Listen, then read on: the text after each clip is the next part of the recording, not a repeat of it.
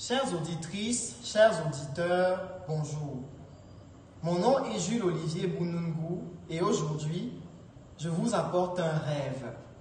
C'est le rêve d'un enfant camerounais qui demande une chose peut-être bien plus simple, mais surtout beaucoup plus précieuse que tous les jouets du monde. Ce qu'il veut, c'est voir les microbes et, osons le dire, la boue, disparaître de l'eau qu'il boit au quotidien. Mais pourquoi fait-il ce rêve? Il fait ce rêve parce que sa sœur est tombée malade en buvant l'eau du village, parce que son frère doit marcher des kilomètres pour trouver un forage. Finalement, il fait ce rêve parce que, comme des millions de Camerounais, il n'a pas accès à l'eau potable. Et lorsque le Cameroun a privatisé la gestion de l'eau potable en 2008, nous n'avons pas aidé cet enfant. Nous l'avons éloigné de son rêve. Le constat est sans appel. Entre 2008 et 2015, l'eau potable a connu ses pires statistiques au Cameroun sous le régime de la privatisation. Là où l'État faisait 10%, les entreprises privées font 2% de bénéfices.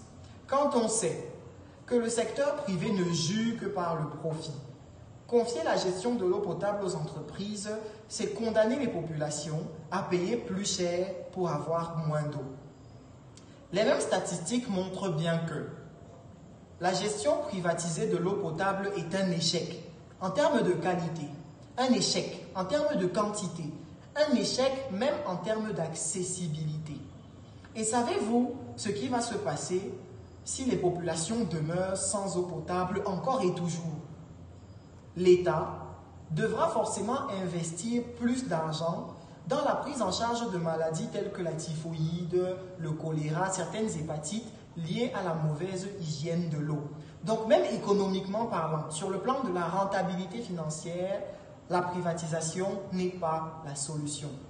Et j'ai le souvenir que Michel Bachelet disait « Si les gens ne peuvent pas exercer leur droit à l'eau, alors ils ne peuvent logiquement pas exercer leur droit à la vie. » Fort de cela, l'eau potable doit rester publique au Cameroun.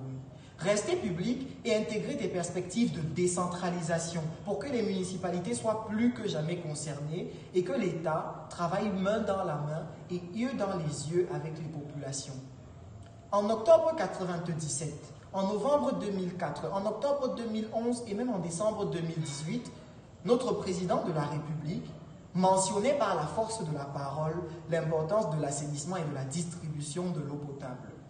Mais à la parole, il faut joindre l'action bâtisseuse. Qu'est-ce que nous proposons, nous?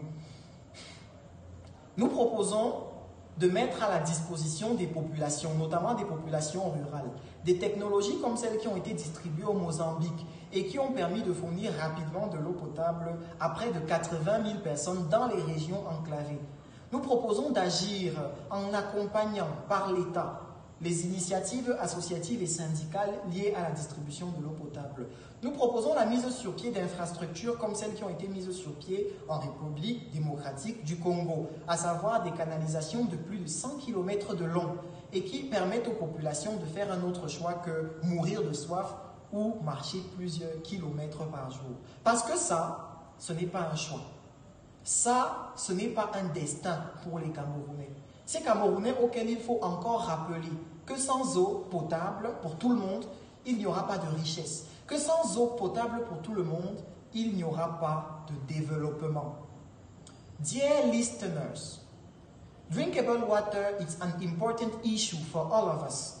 And I want us not to give up on that issue, no matter the obstacles, no matter how long it will take.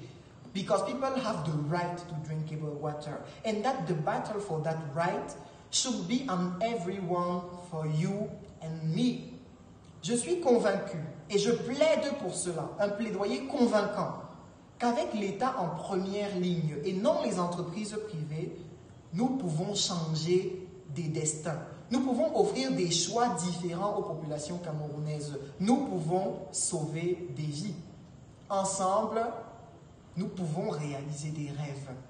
J'en ai littéralement l'eau à la bouche. Merci de votre attention.